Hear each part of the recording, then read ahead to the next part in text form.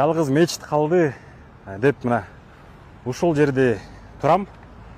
Көрдүңөр, буякта мына Аллах деген арабча жазуусуна да тийген эмес. Бул жакта мечиттин өзү да турат, жакшынакай болуп.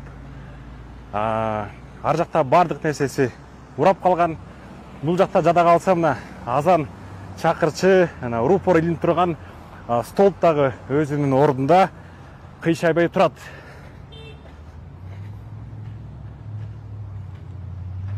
Силерге мечиттин ичин дагы көргөзүп берейин.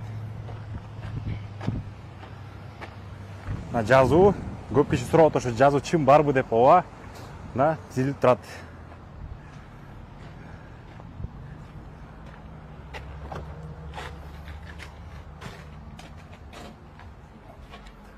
Бул мечиттин ичи.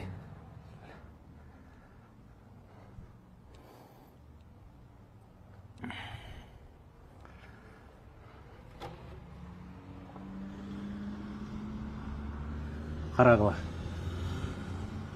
Фундаменттин түбүнөн бүтүп барын жууп, буякта 1 метрге чейин ар жакта андан да бигирээк казылып калган.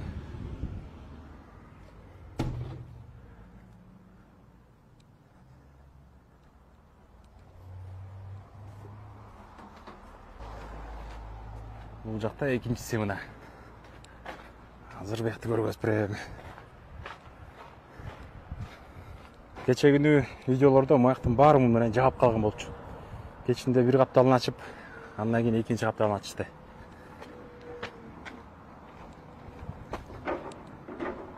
Карагыла.